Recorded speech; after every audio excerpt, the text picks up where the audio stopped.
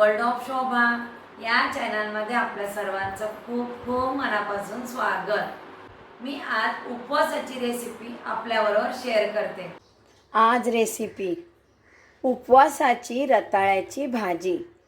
उपवासाला आपण बटाट्याची भाजी करतो, उपवासाची मी रताळ्याची भाजी बनवते। कशी बनवते पहा। रताळी उकडून घेणार आहे। त्या अगोदर रताळी स्वच्छ करून घ्यायची, धुवायची। मी रताळी 5 मिनिटं पाण्यामध्ये भिजत ठेवणार आहे आणि मग धुवून ती उकडून घेणार आहे। आता रताळ्याची भाजी बनवताना रताळी आपल्याला ओव्हर कुक करायची नाही आहेत। मी रताळी 5 मिनिटं पाण्यामध्ये ठेवली होती, धुवून घेते। खूप माती असते। नवीन नवीन रेसिपी पाहण्यासाठी वर्ल्ड ऑफ शोभा चॅनलला सबस्क्राईब करा, बेल आयकॉन क्लिक करा। मी रेसिपी अपलोड केल्यानंतर त्याचं नोटिफिकेशन पटकन मिळेल। रताळी उकडून घेते। रताळी उकडून घेतलेली आहे।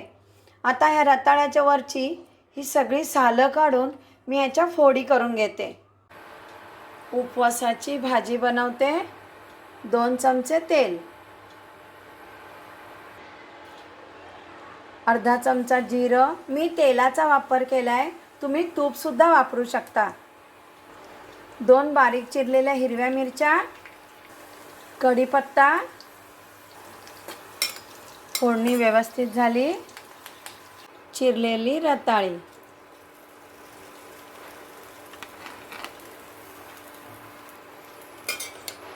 फोडणीमध्ये मिक्स करते।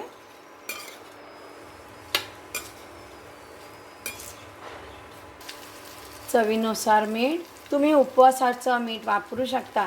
जिरं आणि कढीपत्ता उपवासाला तुम्ही खात नसाल तर स्किप करा। अगदी सोपी आणि पटकन होणारी भाजी आहे। राजगिऱ्याच्या जर पुऱ्या केल्या त्यासोबत तुम्ही उपवासाला खाऊ शकता ही भाजी। छोटी वाटी अर्धी घेतलाय मी दाण्याचा कूट, शेंगदाण्याचा कूट। 1 छोटी वाटी खोवलेलं ओलं खोबरं मिक्स करते। उपवासाचं थालीपीठ बनवलं त्याबरोबर सुद्धा अशी भाजी बनवा। शेंगदाण्याचा कूट आणि खोबरं 2 मिनिटं मी परतून घेतलेलं आहे भाजीमध्ये। उपवासाची भाजी तयार। भाजी प्लेटमध्ये सर्व करते। थोडंसं खोबरं गार्निशिंगसाठी। साधी सोपी पटकन होणारी उपवासाची भाजी। बटाट्याचा वापर आपण आहारामध्ये करतो, मी रताळ्याचा वापर केलेला आहे। केव्हाही बनवा, उपवास असेल किंवा उपवास नसेल, पण रताळ्याच्या भाजीचा एकदा स्वाद घ्या। खूप छान होते, पटकन होते आणि अगदी घरातलं आणि कमी साहित्य लागतं।